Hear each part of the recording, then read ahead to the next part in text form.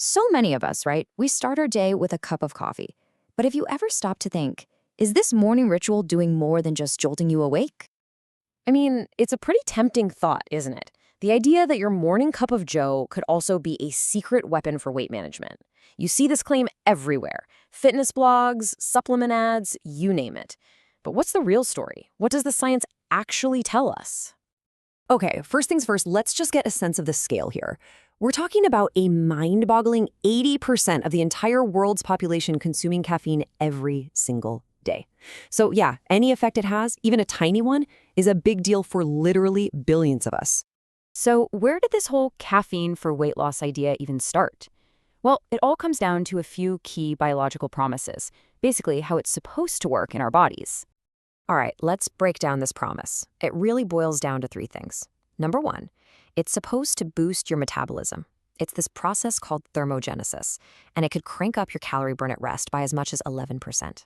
Number two, it might help curb your appetite. Though, to be fair, that effect seems pretty mild. And third, it's thought to improve fat oxidation, which is just a fancy way of saying it helps your body tap into its fat stores for energy. I mean, on paper, that sounds like a total game changer, right? But you know how it is. What looks good on paper doesn't always play out in the real world. So, what happens when we actually put this promise to the test? What does the science really show? And this is where things get complicated. It's like a scientific tug of war. On one side, you've got these huge observational studies that show a pretty clear link. People who drink coffee regularly tend to have a lower BMI. Simple, right? But then on the other side, when you try to prove that cause and effect in a controlled clinical trial, the results are all over the place. Any weight loss they do find is usually pretty small, doesn't last long, and your body just gets used to it. Yeah, a big review from 2024 really hits the nail on the head. It says the effects are modest and they depend almost entirely on, well, you. Your genetics, how much you're used to it, your lifestyle, all of it. So there's definitely no one-size-fits-all magic answer here. But wait, what if we've been looking at this all wrong? What if the real story isn't about the number on the scale? What if it's about something deeper, like your body composition and your overall metabolic health? So, check this out. A 2023 study dug right into this, and what they found was super interesting. The people with the highest caffeine intake didn't necessarily weigh less, but they did have a lower body fat percentage, more lean muscle, and, get this, a way better cholesterol profile. We're talking lower bad LDL and higher good HDL. This is a huge clue that maybe the real win here is about metabolic health, not just dropping pounds. Okay, so we know the effects are subtle, they're nuanced. So who is actually using caffeine in a really strategic way? Let's zoom in on a group that takes this stuff to a whole other level: elite athletes. And we're talking high-stakes stuff here. Think about competitive bodybuilders. They have to cut water weight like crazy right before a show to get that shredded, super defined look. It's all about controlled dehydration. So where does caffeine come into play?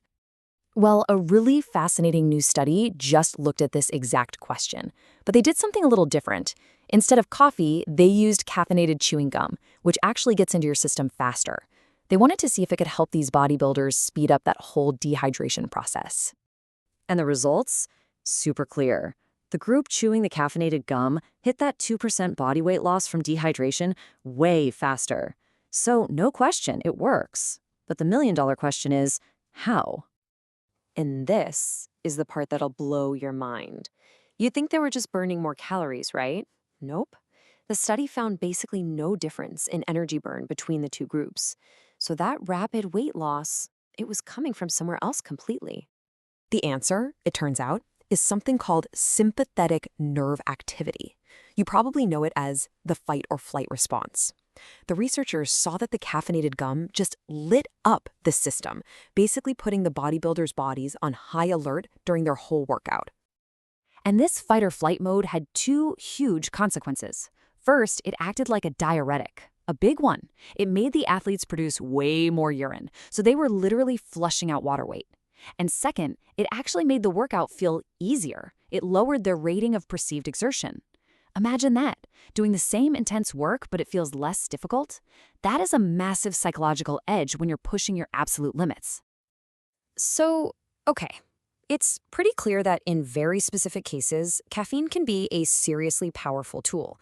But, and this is a big but, that absolutely does not mean it's some kind of magic bullet for everyone. The reality, as always, is way more complicated. There's a quote from a 2022 review that just nails it. It basically says that using these kinds of substances, especially for something as intense as rapid weight cutting, has real risks. And what's scary is that a ton of studies show that people are out there using this stuff without talking to a doctor or a professional, and that can be really dangerous. And look, there's just a laundry list of things that mess with the whole equation. Your own genetics play a huge role in how fast you even process caffeine. Then there's tolerance. Your body gets used to it, and the effects just get weaker and weaker. And let's be real, what are you putting in your coffee? All that sugar and cream can wipe out any tiny benefit you might have gotten. And that's not even mentioning the side effects we all know about. Anxiety, can't sleep, heart palpitations, the whole deal. Okay, so let's just lay it all out. Does it boost your metabolism? Yeah, a little bit, but it's modest. Does it magically burn fat? No. It can help the process, especially if you're exercising, but it's not going to melt anything away. Does it kill your appetite? Maybe a tiny bit, but it really depends on the person. Really, the most solid evidence we have points to those improvements in things like body composition and cholesterol. So, after wading through all of this, what's the bottom line? Here it is. Caffeine is not a weight loss drug. Full stop. It's a tool. It's this complex compound that has these pretty small effects, and those effects are completely tied up in your own biology, your daily habits, and what your goals actually are. And that really leaves us with the final question, and it's one you have to answer for yourself. When you think about your own health goals, is that daily coffee a genuinely helpful tool in your toolbox? Or is it maybe just a distraction from the things that really matter, like diet and exercise? The science seems to say it can be a decent supporting actor, but it's up to you to decide if it even gets a part in your show.